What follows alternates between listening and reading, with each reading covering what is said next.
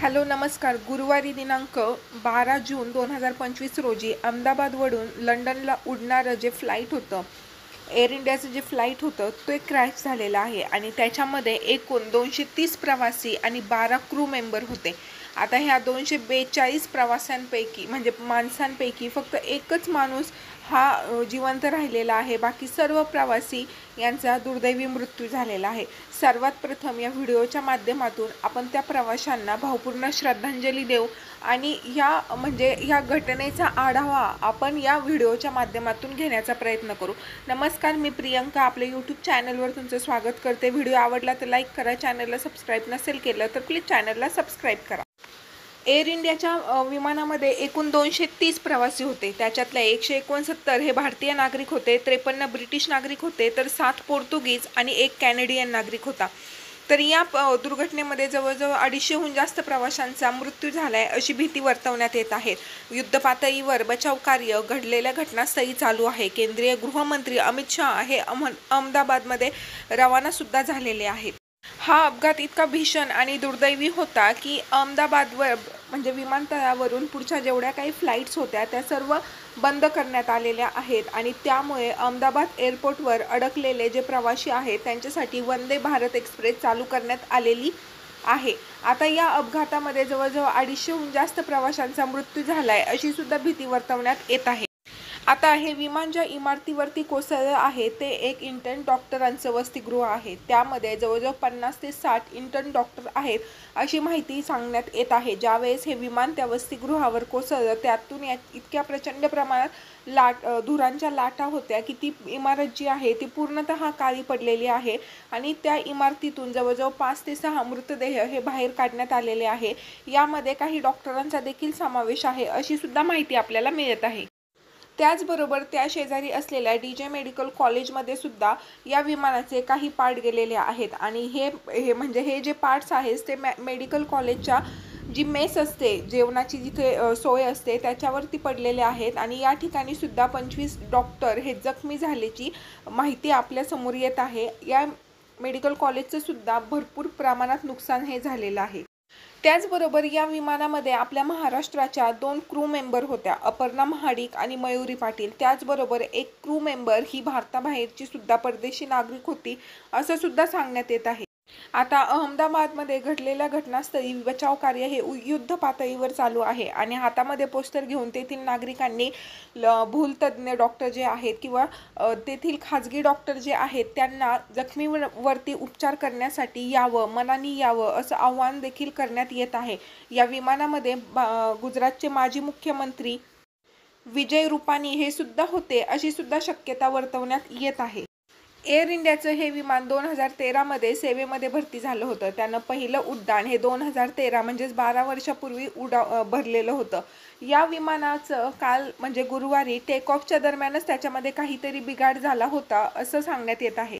आता ही घटना घडल्यानंतर एअर इंडियाच्या एक्स हँडलवरती सुद्धा एक अधिकृत मेसेज देण्यात आलेला आहे. त्याच्यात असं सांगितलेलं आहे की जे कोणी प्रवासी जखमी झालेले आहेत किंवा ज्या कुणावरती जखमींवर उपचार जवळच्याच हॉस्पिटलमध्ये चालू आहे, एक हॉटलाईन नंबर सुद्धा त्यांनी चालू केलेला आहे. प्रशासनाला हवं ते सहकार्य एअर इंडियाकडून सरकारला करण्यात येत आहे. तसंच त्यांनी असं आवाहन देखील केलेलं आहे की जे कोणी प्रसारमाध्यमातील प्रतिनिधी आहेत त्यांनी प्रवाशांसाठी चालू केलेल्या हॉटलाईन नंबरवरती कृपया फोन करू नये आणि जे कोणी प्रवासी जखमी झालेले आहेत किंवा जे कोणी माणसं जखमी झालेले आहेत त्यांच्यावरती तिथल्या जवळच्याच म्हणजे जे काही हॉस्पिटल्स आहेत तेथे उपचार चालू आहे.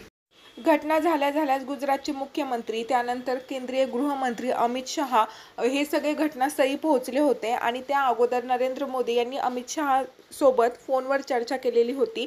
केंद्राने राज्य सरकारला सूचना दिलेल्या आहेत की युद्ध पातळीवर बचाव कार्य करण्यात यावं आणि केंद्र सरकारकडून हवी ती मदत ही राज्य सरकारला देण्यात येणार आहे. त्यामध्ये आर्मी, त्यानंतर NDRF, BSF, त्यानंतर बऱ्याचशा ज्या अग्निशामक यंत्रणा, पोलीस ह्या सगळ्या ज्या यंत्रणा आहेत त्या युद्ध पातळीवर बचाव कार्याचं काम करत आहेत. आता या सगळ्यांमध्ये एक प्रश्न उपस्थित केला जात आहे. विमानानं उड्डाण केल्या क्षणीच म्हणजे 1 मिनिटाच्या आतच मेडे कॉल जारी केलेला होता. आता हा मेडे कॉल काय असतो आणि विमानानं अहमदाबाद एअरपोर्टवरून 1:38 उड्डाण केलं होतं. त्यानंतर लगेचच त्यानं मेडे कॉल जवळच्या दूरध्वनी यंत्रणांना, ट्रॅफिक यंत्रणांना केला होता.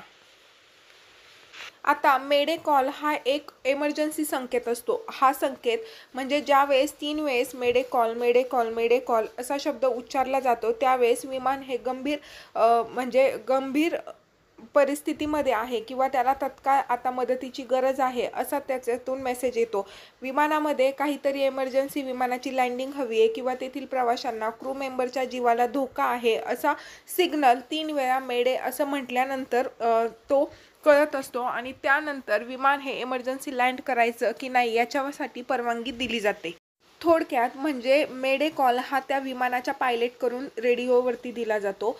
3 वेळा मेडे या शब्दाचा उच्चार केल्यानंतर तेथील एअर ट्रॅफिक कंट्रोलला हे किंवा तेथील आजूबाजूच्या विमानांना हे कळतं की या विमानाला एमर्जन्सी हेल्पिंगची गरज आहे आणि त्यानंतर त्यानुसार मदत केली जाते किंवा त्यानंतर त्या विमानाला हे ॲक्सेस दिला जातो जसं की एमर्जन्सी लँडिंग वगैरे.